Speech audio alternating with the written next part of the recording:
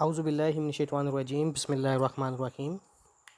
बेटा आज जो हमने टॉपिक स्टडी करना है वो है हाइब्रिडाइजेशन ऑफ ऑर्बिटल्स। ये बेटा चैप्टर 7 का एक कंसेप्चुअल टॉपिक समझा जाता है और बेटे बहुत आसान टॉपिक है। इसको हम स्टार्ट करें बेटा, इसको साथ साथ अच्छे से बेटा इसको समझिएगा। देखिए बेटा, हाइब्रिडाइजेशन ऑफ ऑर्बिटल्स की बात हो रही है तो सबसे पहले बेटा हम यहाँ पे जिक्र करना चाहेंगे, इस वर्ड पे गौर करें। यहाँ पे कौन सा वर्ड यूज़ हुआ है बेटा? हाइब्रिड। कौन सा वर्ड यूज़ हुआ है? हाइब्रिड। ठीक है, हाइब्रिड का वर्ड जो होता है ना बेटा, इससे मुराद होता है, ये टर्म यूज़ होती है जब आप बात करते हैं बेटा मिक्सचर की। किसकी बात करते हैं? मिक्सचर की, कि कोई भी दो या दो से ज़्यादा जो चीज़ें होती हैं उनका मिक्स होना। ठीक है, जो प्रोडक्ट बनती है उसको हम क्या कह देते हैं कि वो हाइब्रिड प्रोडक्ट है। या फिर हम दूसरे एक और टर्म यूज़ करते हैं इसके लिए, that is dual character. Dual character. ठीक है, डुअल करैक्टर भी इसी चीज़ को प्रोसेस करता है जो एक से ज़्यादा खसूसियात अपने अंदर रखता हो। ठीक है, दो चीज़ों की प्रॉपर्टीज़ को वो प्रोसेस करता हो। ठीक है, तो यहाँ पे टर्म थी हाइब्रिडाइजेशन ऑफ ऑर्बिटल्स। तो इससे क्या मुराद होगा, हम इसके अंदर स्टडी करेंगे ऑर्बिटल्स जो होते हैं उनकी मिक्सिंग को। ठीक है, तो यहाँ से बेटा आपने क्या याद रखना है कि हाइब्रिडाइजेशन ऑफ ऑर्बिटल में हम किस चीज़ को स्टडी करते हैं कि जो ऑर्बिटल्स होते हैं उनकी मिक्सिंग को। ठीक है, अच्छा बेटा, अगर हमने डिफ़ाइन करना हो हाइब्रिडाइजेशन को, ठीक है, अक्सर ये बेटा शॉर्ट क्वेश्चन पूछ लिया जाता है कि जो हाइब्रिडाइजेशन होती है इसको हम डिफ़ाइन कैसे करें, हाइब्रिडाइजेशन। ठीक है, तो बेटा हाइब्रिडाइजेशन को डिफ़ाइन ऐसे किया जाता है, दी intermixing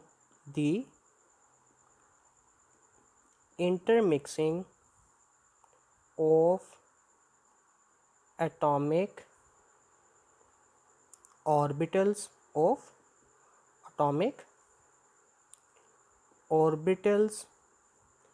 of different shapes and different energies of different shape and different energies to form new hybrid orbitals of same shape and same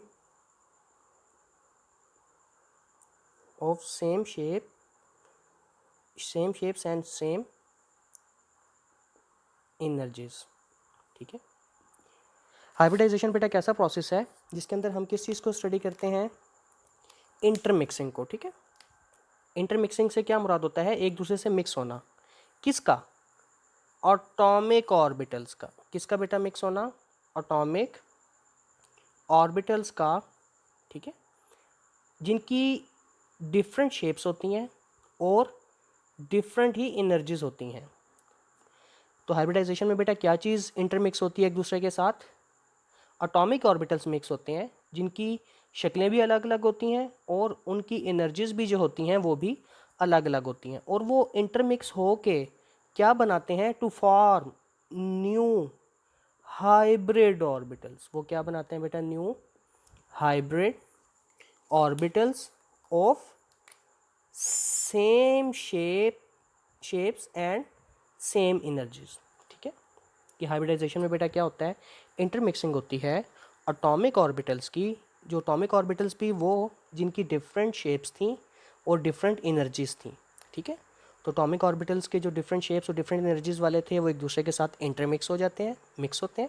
उसके बाद हमारे पास जो नए बनते हैं वो क्या होते हैं बेटा? उनको कहलाते हैं हाइब्रिड ऑर्बिटल्स। ठीक है, तो मिक्सिंग के बाद वालों को क्या नाम दिया जाता है? Hybrid orbitals. और उनकी खसूसियत क्या होती है? सेम शेप्स, उनकी शक्लें भी एक जैसी होती हैं और एनर्जीज भी एक जैसी होती हैं। ठीक है, तो इस प्रोसेस को हम क्या नाम देते हैं बेटा? इस प्रोसेस को हम नाम देते हैं हाइब्रिडाइजेशन का। क्लियर होगी बेटा ये बात?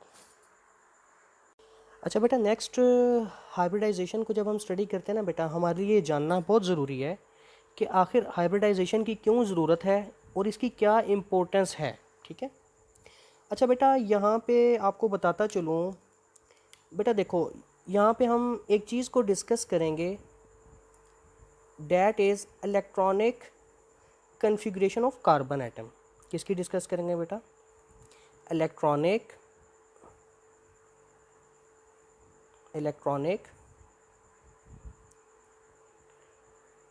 Configuration of carbon atom. ठीक है। तो हमारा बेसिक पर्पस क्या है बेटा? हमने इलेक्ट्रॉनिक कन्फिग्रेशन स्टडी करनी है किसकी? कार्बन एटम की। ठीक है। अच्छा, कार्बन एटम की बेटा जब इलेक्ट्रॉनिक कन्फिग्रेशन की बात करते हैं ना बेटा, तो यहाँ पे आपने अब ये बात याद रखनी है कि कार्बन एटम जो होता है बेटा, इसकी टू टाइप्स की इलेक्ट्रॉनिक कन्फिग्रेशंस को हम स्टडी करते हैं। ठीक है। इलेक्ट्रॉनिक कन्फिग्रेशन टू टाइप्स की हम स्टडी करते हैं। एक होती है बेटा इलेक्ट्रॉनिक कन्फिग्रेशन ग्राउंड स्टेट के अंदर। किस में स्टडी करते हैं बेटा? ग्राउंड स्टेट में। और जो सेकंड जो कैटेगरी है बेटा, वो हम स्टडी करते हैं एक्साइटेड स्टेट के अंदर। ठीक है। कौन कौन सी दो लिखी बेटा? इलेक्ट्रॉनिक कन्फिग्रेशंस जो होती हैं वो टू टाइप्स की होती हैं। एक होती है ग्राउंड स्टेट के अंदर हम स्टडी करते हैं, सेकंड कौन सी होती है बेटा? इन एक्साइटेड स्टेट के अंदर। ठीक है। अच्छा, अब बेटा इनको हम सेपरेटली डिस्कस करेंगे कि ग्राउंड स्टेट क्या होती है या हम इसको कैसे स्टडी करते हैं, और एक्साइटेड स्टेट में क्या फ़र्क पड़ता है और ये क्या होती है। हम जिस चीज़ को यहाँ पे डिस्कस करने वाले हैं वो कार्बन एटम है। कौन सा बेटा? Carbon atom. ठीक है। तो हम यहाँ पे इसको बेटा वन बाय वन डिस्कस करते हैं। तो सबसे जो पहली है हम डिस्कस कर लेते हैं बेटा, ground state of carbon atom. ठीक है। Ground state of carbon atom. अच्छा, electronic configuration of carbon atom in ground state. ठीक है। तो हम इसके ऊपर यहाँ मेंशन कर देते हैं।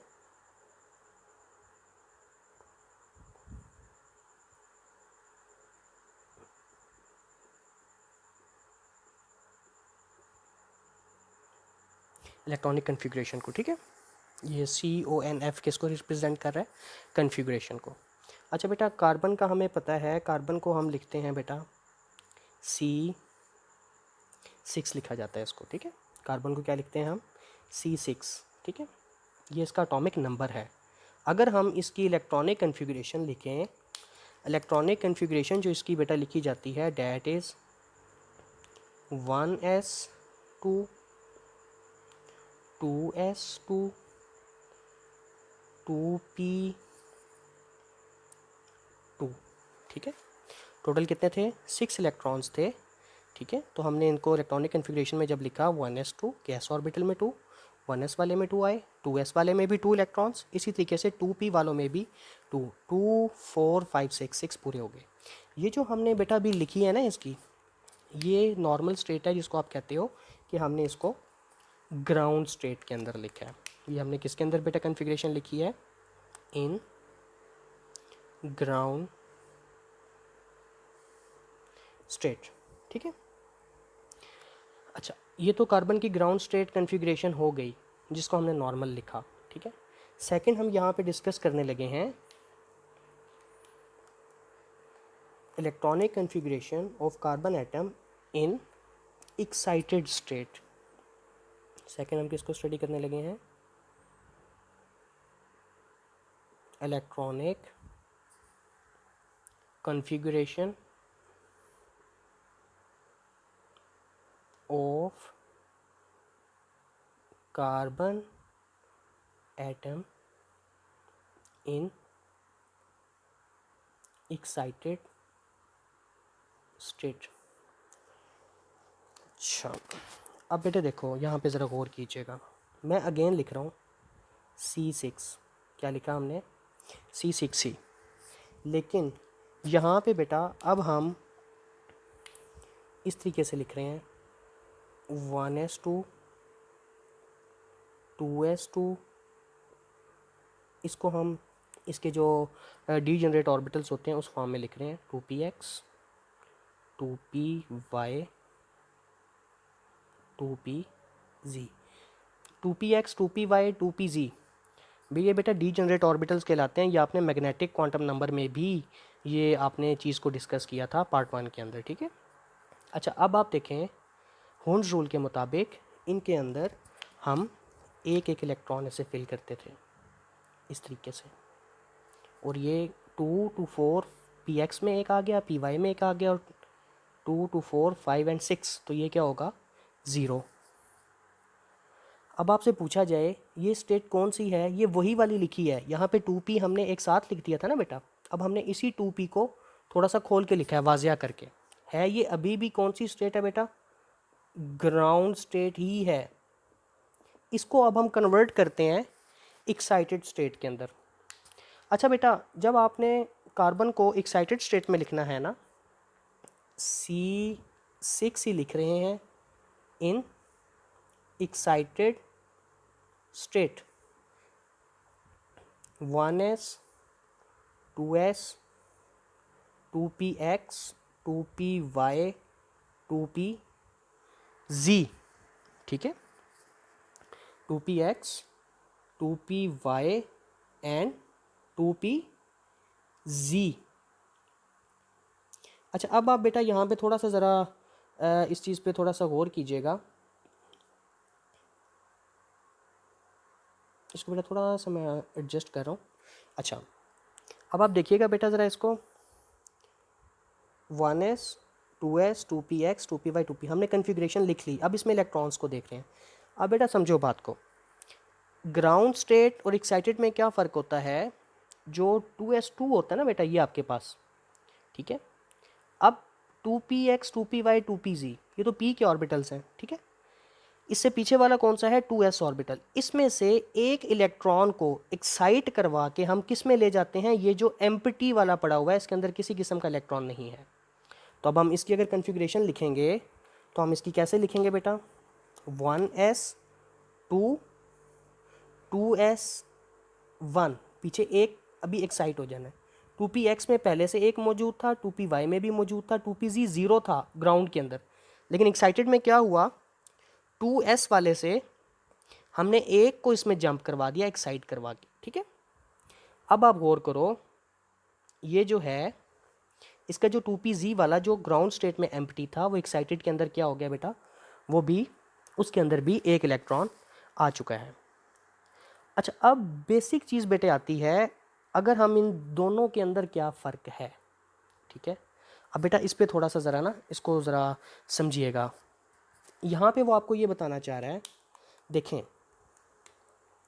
कार्बन को आपने ग्राउंड स्टेट में भी देखा, उसी कार्बन को आपने किस में लिखा, एक्साइटेड स्टेट के अंदर भी, ठीक है। अच्छा, ग्राउंड स्टेट में होते हुए जो इसके वैलेंस शेल के ऑर्बिटल्स हैं, वैलेंस ऑर्बिटल्स, उसके अंदर कितने इलेक्ट्रॉन थे, वैलेंस वाला इसमें आएगा इस टाइम इसमें कौन कौन सा आएगा बेटा, 2px एंड ये वाला वैलेंस है, ठीक है। ये सारे आखिरी वाले हैं। इसके अंदर कितने इलेक्ट्रॉन्स हैं टोटल, 2 इलेक्ट्रॉन्स हैं, एक 2px के अंदर है और एक 2py के अंदर है। तो अगर हम यहाँ पे ये कहना चाहें कि ग्राउंड स्टेट के अंदर जो कार्बन एटम है ये डाईवैलेंट है। क्या है बेटा, डाईवैलेंट।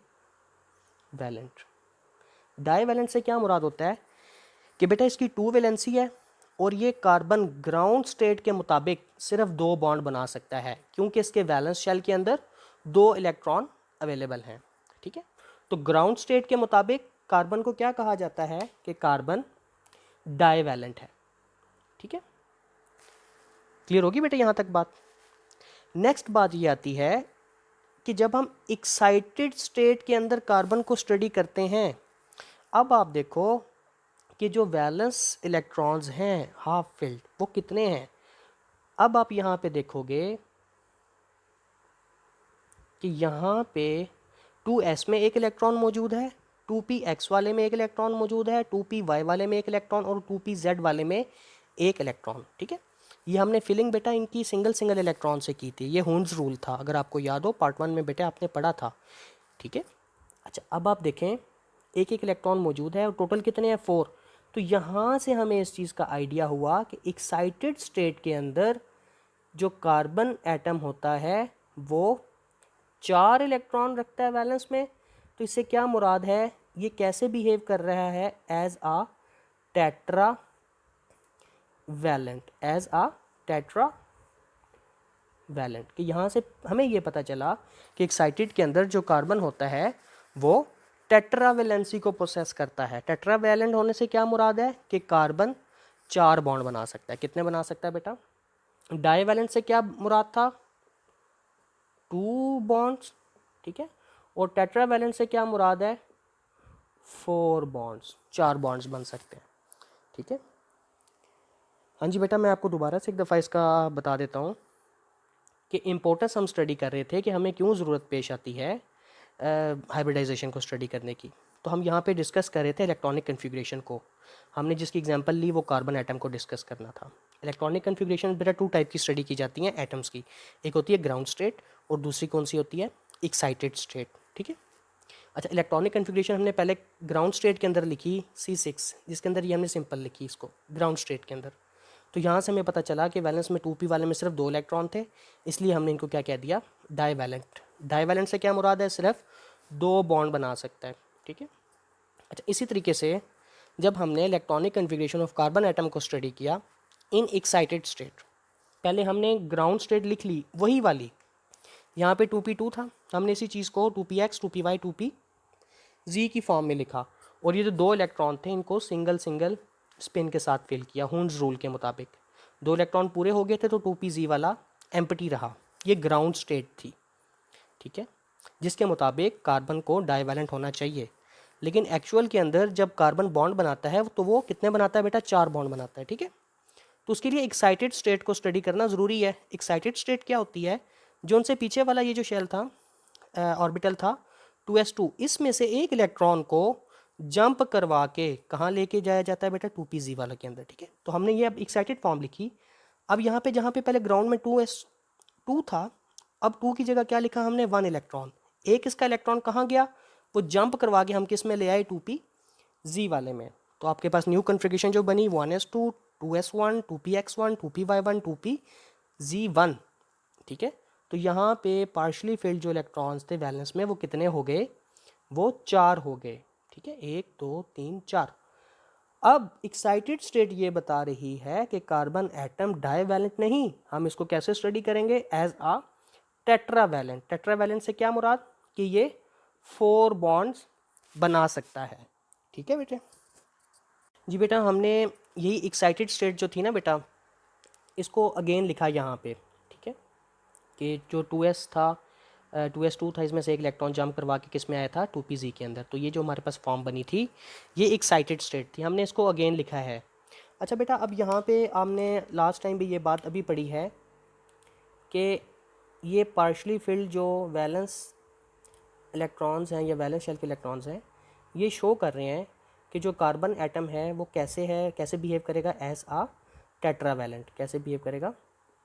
Tetra valent. ठीक है, लेकिन बेटा यहाँ पे एक चीज़ आपने माइंड में रखनी है, ये बेशक टेट्रावैलेंट है, इसके 4 बॉन्ड बन सकते हैं, लेकिन ये जो बेटा वैलेंसीज है ना चारों की चारों, ये एक्विवेलेंट नहीं है। क्या बताया आपको बेटा? कि ये जो है टेट्रावैलेंसीज जो हैं, ये वैलेंसीज जो हैं, प्रॉब्लम क्या आया? ये एक्विवेलेंट नहीं है। टेट्रावैलेंट होने के बावजूद भी these these valences are not equivalent,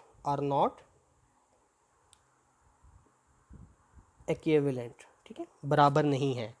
अच्छा, अब क्योंकि ये टेट्रावैलेंट है, ये एक दूसरे के बेटा बराबर नहीं है सारी की सारी वैलेंसेस, तो इनको एक दूसरे के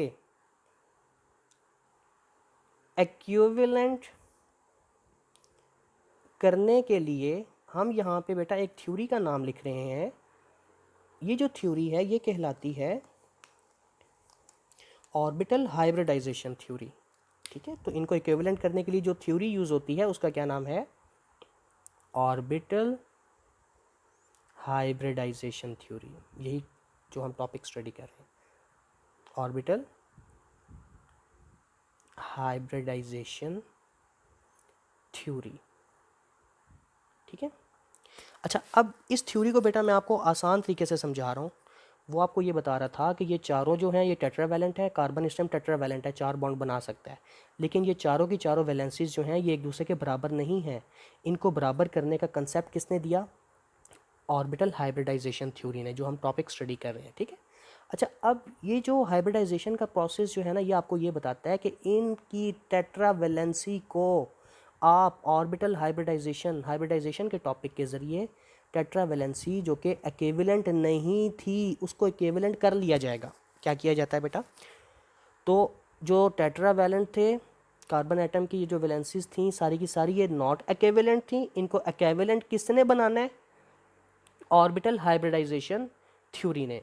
अब देखो देखो टेट्रावैलेंट थे, अभी ये कहलाएंगे शुरू के अंदर एटॉमिक ऑर्बिटल्स। क्या कहलाएंगे बेटा? Atomic orbitals. ठीक है, और ये जब एटॉमिक ऑर्बिटल्स हैं दीज आर नॉन इक्विवेलेंट कि ये सारे जो हैं ये बराबर नहीं हैं। इन्होंने बराबर कैसे होना है? इन्होंने बराबर होना है बेटा हाइब्रिडाइजेशन प्रोसेस से गुजर के। कैसे गुजर के बेटा? कौन सा प्रोसेस है? हाइब्रिडाइजेशन के प्रोसेस से गुजर के। हाइब्रिडाइजेशन क्या करता है? इनकी इंटरमिक्सिंग करवाएगा आपस में। क्यों मिक्सिंग करवाएगा? ताकि ये जो चारों हैं ये एक दूसरे के क्या हो जाएं? इक्विवेलेंट हो जाएं। इक्विवेलेंट जब हो जाएंगे अब आप उनको एटॉमिक ऑर्बिटल्स उनको नाम नहीं दोगे, आप उनको अब नाम दोगे जो न्यू बनेंगे जो कि इक्विवेलेंट होंगे, that will call hybrid orbitals. उनको आप क्या नाम दोगे? Hybrid orbitals. तो आप एक तरीके से ऐसे भी कह सकते हो कि हाइब्रिडाइजेशन के प्रोसेस से पहले पहले जो ऑर्बिटल्स होते हैं वो एटॉमिक कहलाते हैं, एटॉमिक ऑर्बिटल्स।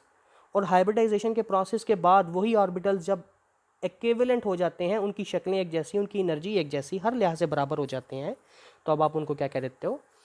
Hybrid orbitals. और हाइब्रिड ऑर्बिटल्स जो होंगे ये क्या होंगे बेटा? इक्विवेलेंट होंगे। क्या होंगे? इक्विवेलेंट, बराबर होंगे सारे के सारे, किसी किस्म का कोई फ़र्क भी नहीं होगा। क्लियर होगी बेटा ये बात? अच्छा बेटा नेक्स्ट जो चीज़ हमने स्टडी करनी है वो है types of hybridization. Types of hybridization कि कितनी किस्म की टाइप्स हैं, कितनी इकसाम है। तो बेटा वैसे तो हाइब्रिडाइजेशन की काफ़ी सारी टाइप्स होती हैं, लेकिन आपकी बुक में जो हमने डिस्कस करना है ना बेटा, एक होगी sp3 हाइब्रिडाइजेशन। कौन सी बेटा? sp3 hybridisation. सेकंड जो हम टाइप स्टडी करेंगे वो कहलाती है sp2 हाइब्रिडाइजेशन। कौन सी? sp2 hybridization. और थर्ड जो टाइप है उसका नाम होता है sp हाइब्रिडाइजेशन। sp hybridization. ठीक है, कौन कौन सी टाइप्स बताएं बेटा? एक होती है आपके पास, first one is sp3 hybridization. ठीक है, सेकंड वन कौन सी बेटा? sp2 hybridization. And third one is sp hybridization. ठीक है, अच्छा अब बेटा sp3 hybridization, sp2 hybridisation, sp hybridisation, इंशाल्लाह हम इनको बेटा one by one next lecture के अंदर डिटेल में बेटा स्टडी करेंगे ताकि आपको ये अच्छे से क्लियर हो जाए। ठीक है, तो बहरहाल अभी तक आपने बेटा इस टॉपिक में जो हमने प्रीवियस पढ़ा है, आपने हाइब्रिडाइजेशन की डेफिनेशन, ठीक है, कार्बन डाइवैलेंट होता है ग्राउंड स्टेट में, ठीक है, कार्बन टेट्रावैलेंट हो जाता है एक्साइटेड स्टेट में, लेकिन टेट्रावैलेंट होने के बावजूद उसकी चारों वैलेंसीज जो होती हैं वो इक्विवेलेंट नहीं होती हैं, उनको एक्विवेलेंट स्टडी करने के लिए ही हम किस चीज़ को स्टडी करते हैं, ऑर्बिटल हाइब्रिडाइजेशन थ्योरी को, ठीक है। हाइब्रिडाइजेशन से पहले पहले ऑर्बिटल्स को क्या नाम दिया जाता है, एटॉमिक ऑर्बिटल्स, जो कि एक्विवेलेंट नहीं होते। जब आप उनको हाइब्रिडाइजेशन प्रोसेस से गुजारते हो, उन ऑर्बिटल्स को आपस में एक दूसरे के साथ मिक्स करवाते हो, ठीक है। मिक्स होने के बाद जो एक ही शक्ल के एक ही जैसे नए ऑर्बिटल्स बनते हैं, उतने ही 4 मिक्स होंगे तो 4 ही बनेंगे, 3 मिक्स होंगे तो 3 ही बनेंगे, ठीक है। तो अब आप वो उनको एटॉमिक ऑर्बिटल नहीं कहोगे, अब आप उनको क्या नाम दोगे, हाइब्रिड ऑर्बिटल्स का, ठीक है। तो हाइब्रिड ऑर्बिटल्स की क्या पहचान होती है, वो एक्विवेलेंट होते हैं। एक्विवेलेंट से क्या मुराद है, उनकी शक्लें भी एक जैसी, ठीक है, और उनकी जो एनर्जीज हैं वो भी एक जैसी। अगर आपसे क्वेश्चन पूछा जाए what are atomic orbitals and what are hybrid orbitals, तो आप इसको आसानी से अगर डिफ्रेंशिएट करना चाह रहे हैं, आप कह सकते हैं हाइब्रिडाइजेशन से पहले पहले जो ऑर्बिटल्स थे बिफोर मिक्सिंग, उनको आप नाम क्या देते हैं, एटॉमिक ऑर्बिटल्स का, ठीक है। और जब हाइब्रिडाइजेशन हो जाती है, उनकी इंटरमिक्सिंग हो जाती है एटॉमिक ऑर्बिटल्स की, जो नए बनते हैं उनको क्या नाम दिया जाता है, हाइब्रिड ऑर्बिटल्स का, और वो एक्विवेलेंट होते हैं। टाइप्स ऑफ हाइब्रिडाइजेशन में आपको बताया कि बेटा 3 टाइप्स बेसिक जो हमने स्टडी करनी है, कौन कौन सी हैं, sp3 hybridization, sp2 hybridization and sp hybridization, ठीक है।